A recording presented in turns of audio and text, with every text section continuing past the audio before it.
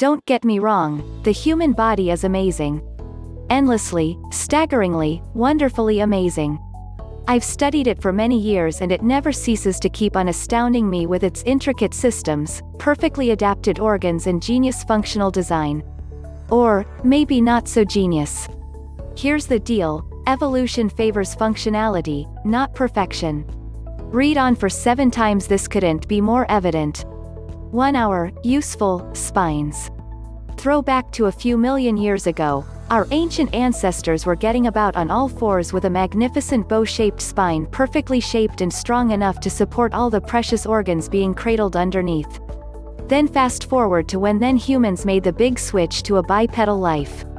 Scientists have theorized that this was great for a number of reasons, including freeing up our hands to allow us to use tools, putting our eyes in a more elevated position and to reduce the amount of skin exposed to the unrelenting tropical sun.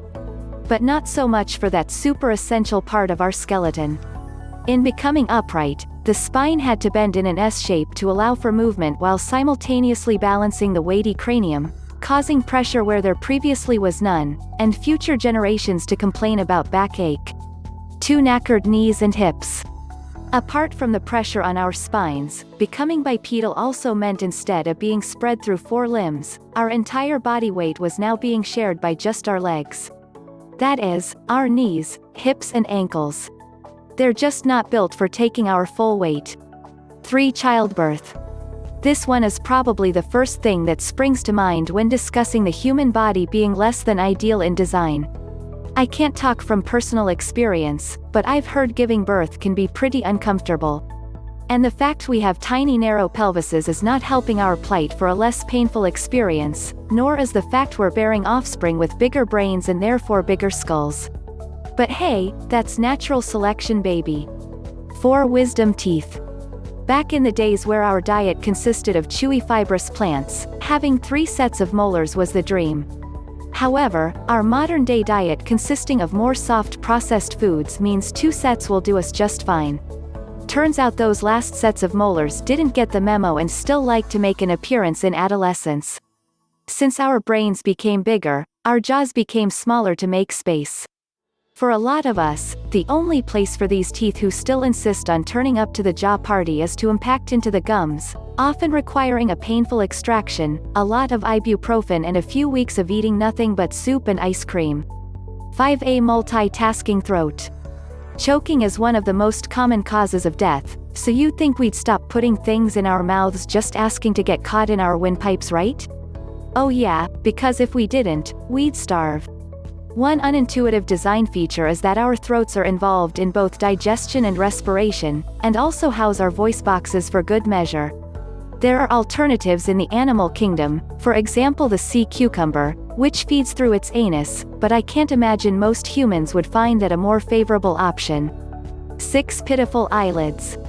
The role of our eyelashes is to capture dust and liquid and any other tiny particles that may irritate or damage our eyeballs. Great, except have you noticed how easily eyelashes fall out and irritate the exact thing they're there to protect? What is that about body?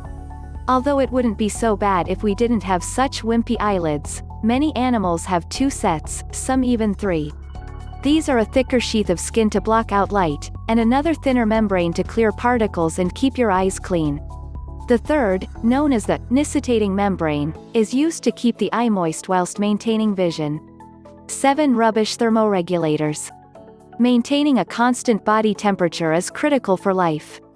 Internal temperatures must be kept at 99 degrees Fahrenheit, 37 degrees Celsius, as this is the temperature at which the chemical reactions in our body need to happen. Throughout the mammal world, there are a lot of brilliant adaptations that allow this to happen. The massive ears of the desert fox to facilitate rapid cooling and the hollow fur of the polar bear to trap warm insulating air. What do we have as humans? Sweat glands, and a lot of them. So many in fact, they actually make us the least efficient temperature regulator in the animal kingdom. So there we have it, 7 flaws of the human body, from head to toe, through our innermost systems. You can really see how the body isn't as perfect as it could be. If you can think of any other examples, and there are many more, leave them in the comments below.